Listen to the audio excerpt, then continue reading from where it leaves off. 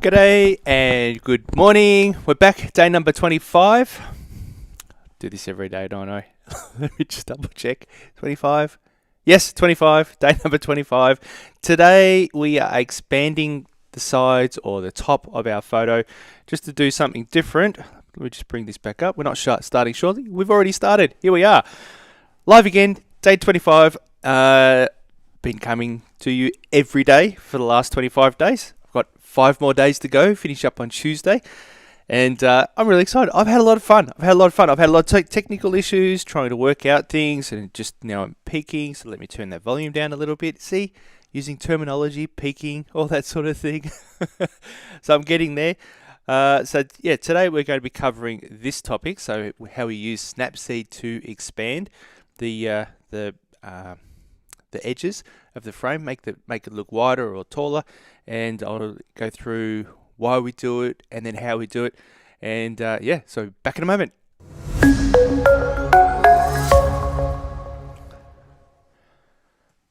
All right. You know what? Oh, that stinger. It cuts off. I've got to fix that.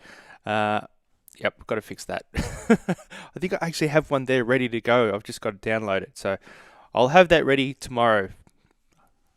Little bit at a time. Just tweak it, just improve it just a little bit each time.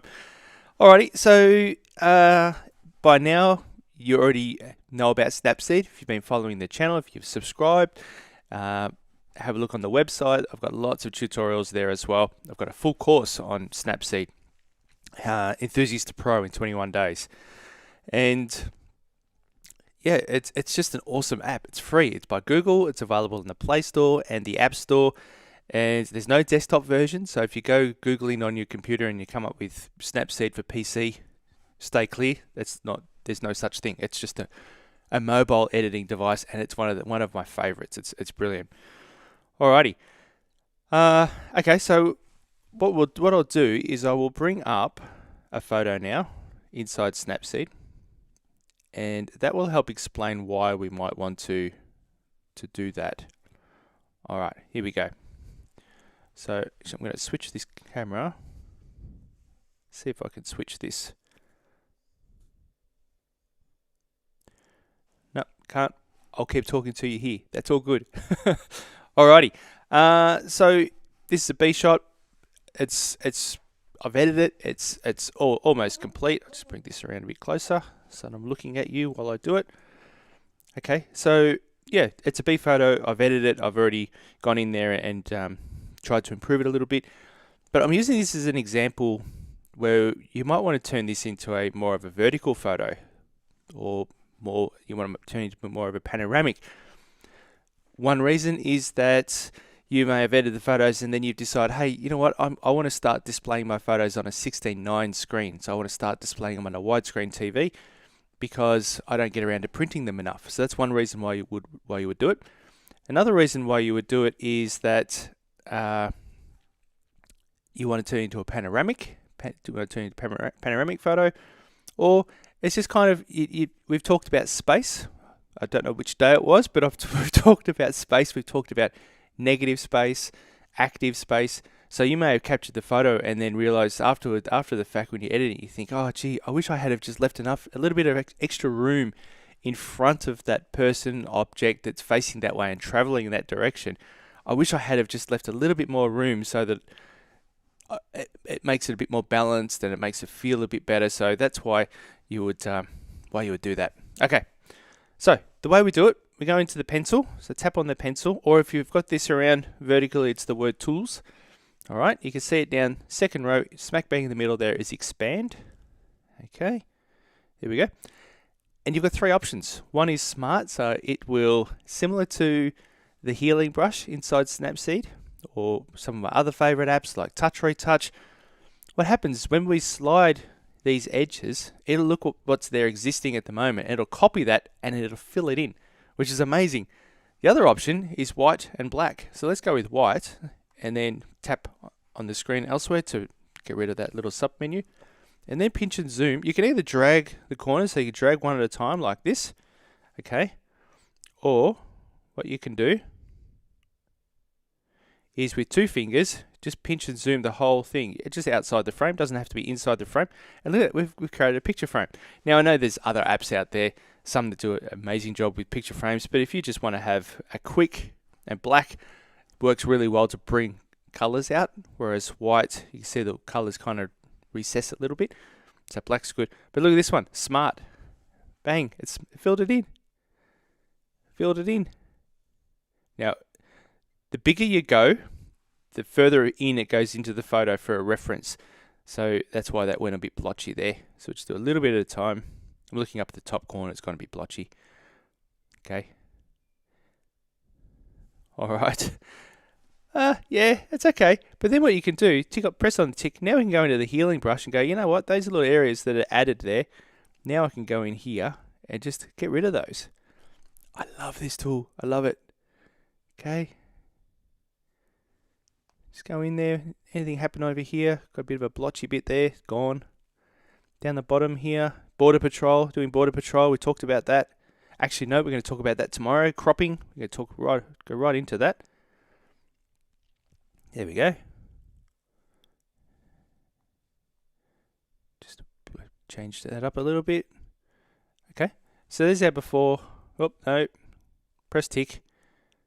There's our before. There's our after. Just zoom back out a bit. There we go. Okay. So it looks like it's been enlarged, but basically we've just added. So that's the before. Now it does zoom in when we do before, because it's filling up the same amount of frame. But when I let go, there's the after. It's added a little bit around there. Now I'll just bring up another photo. That wasn't the greatest reference, that photo, but I just wanted to show you a busy photo to show you when it's not great. And then I want to show you another one where it does work really well. Just bring this one up where there's water and there's no real reference there. Okay.